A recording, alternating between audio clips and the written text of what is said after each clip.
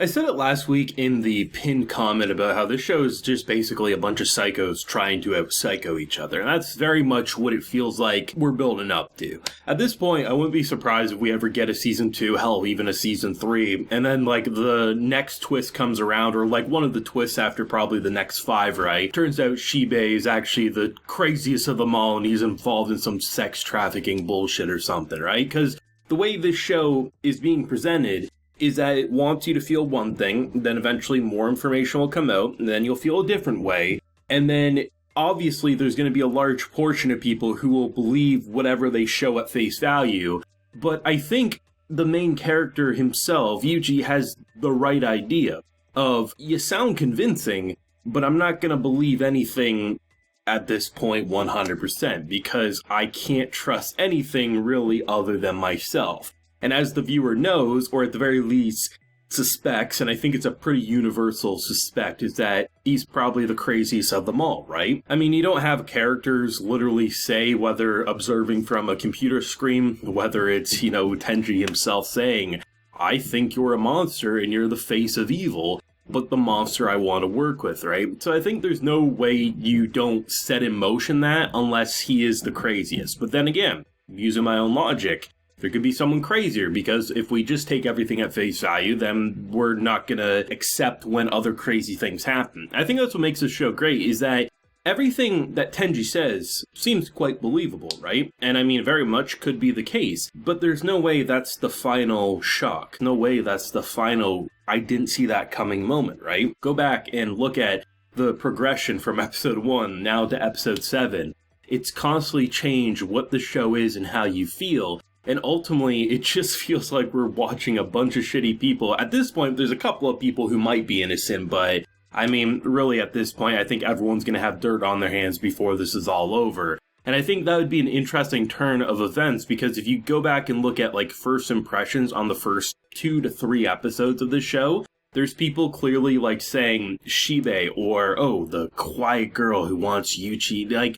Everyone was firmly convinced that was the trope, so obviously that was the traitor. It'd be so interesting if it was designed in a way that everyone was actually kind of a dark psycho in their own way by the time the game potentially is cleared or they end up destroying it once and for all. But that's what I like about it, right? Is because what the show does a really good job at, in my opinion. Remove the who's the traitor. Remove the who's the worst of them all. When you look at an episode in terms of how it's structured, it knows how to make you accept and make you enjoy what it's trying to have you feel and believe. Whether it's at the beginning, find the traitor. Whether it's, okay, we know the traitor now. Who set up the game, right? And then, of course, going inside his mind, seeing how psycho he was becoming, what he wanted to do to this girl. And then now we're flipping it with, okay, there's only 2 of them now, right? And the fact that we're very much saying, what he's saying is probably true. It seems genuine. But alongside our main character, we have to accept the possibility of who knows what's actually going on. So ultimately, it gets you to accept and enjoy what's on screen. But now that we've seen 7 episodes, for me anyway, it's very easy to say, everyone's probably a goddamn psycho. Who the hell knows truly if any of them are good people deep down inside anymore, and by the time they finish this, I mean, they might not even be similar to who they started out as. But they're doing a good job at laying the breadcrumbs and making you connect with each piece as it's being presented. But I feel like my comment last week of it's a bunch of psychos trying to out-psycho each other is probably a pretty accurate representation of where this show's going. But I do like the idea of what the third game's introducing. Whether this is actually a forest, a hologram, a made-up stage of some sort, it's hard to say. But if we were to compare the visual flair of games 1, 2, and 3, 3 knocks it out of the park by a margin. And the fact that it's, quote-unquote, friendly hide-and-seek. Friendly needs to be in quotations. They won't use it, of course. But the idea that it's a giant forest, and you can really see why the more people you have, the better of a chance you have. I mean, you couldn't go into this game with one person alone, right? Because you can't both be the hider and the seeker, right?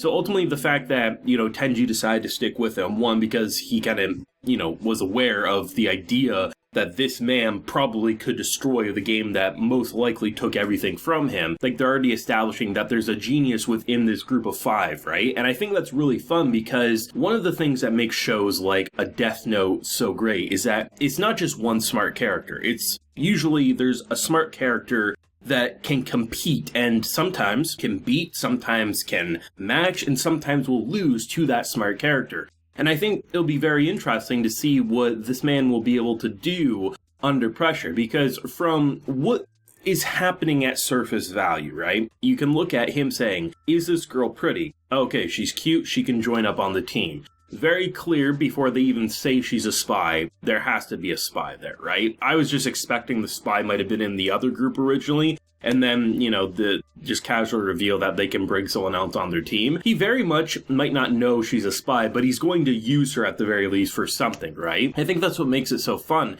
is that this man, I feel like, is the type of person who would gladly kill every single person in this game to get to his objective, which is to destroy at this point. So it'll be interesting, right? Because they did tease a bit more into his own childhood. At first, when he said ma'am to the woman who I thought was like the mother figure in his life, and then she corrected to say mother, it does have me wondering if it was an adoption thing going on. I mean, granted, he also calls that one guy sensei who talks more about the money. She talks more about the kind of like the family friends value. So I'm curious, but it definitely shows that around different people he had different opinions, and almost like there was conflicting parental views being applied to him. The idea of someone who very much respects and blushed at and, clearly loved, teaching about family and friends, and then another man who talks about money and probably even killing if you need to get said money. So it's interesting to kind of tease in that subtle way without going super overboard, but still leaving room for interpretation,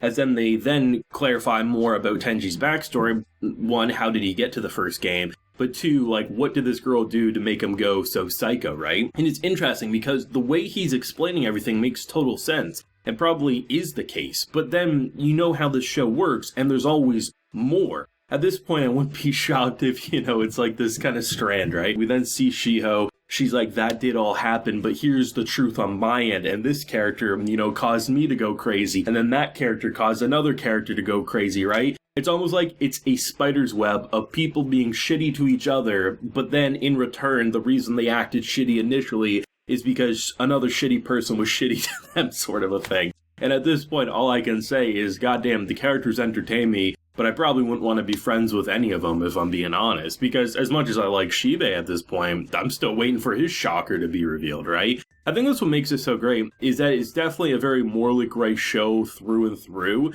and the fact that you can watch an arc and be like, I can understand how you'd want to work with a person, or you would be okay with working, because if I'm a killer, I really don't give a shit that you tried to betray our friends, even though that's a core theme that was put into me. I also have other core themes that are kind of psycho myself. And that's what makes it so goddamn compelling. We're 7 episodes into this. It feels like, in terms of twists and turns and revelations, it surpassed shows and mangas that have lasted volumes, if not multiple seasons, right? And it's not one of those things where it feels like it's trying to one-up itself every week, but rather, it naturally does so as it just creates a compelling adventure of a bunch of crazy-ass characters. And that's why I like it. I mean, at this point, you can't trust anyone. I don't even trust our main character. Like, I really don't. I love him. I love watching him. I think he's a crazy bastard, but I wouldn't want to have dinner with him because who the hell knows what he's going to do? But I like watching everyone, even when they can infuriate you in past episodes. Like, they all serve their purpose, and if somehow, even this little mascot himself who likes to play dress-up, at this point he could be the nicest character for all we goddamn know. We don't exactly know, but that's the fun of Tomodachi game, and I wouldn't have it any other way. Saw a lot of people after last week say, like, they jumped into the manga just because they couldn't wait anymore. They liked it so much, and the fact that I'm seeing more and more people say it actually does get better is pretty crazy, because even though I've seen a lot of people say Game 3 is their favorite, I also see those same people say, even though it is my favorite, it's not like it gets worse, it's just something that connected with me a bit more. Great stuff though, excited for more. Thoughts if you have any, theories if you got any, let me know down below. Leave a like if you enjoyed, subscribe if you're new around here. Until next time everyone, please take care and have a good one.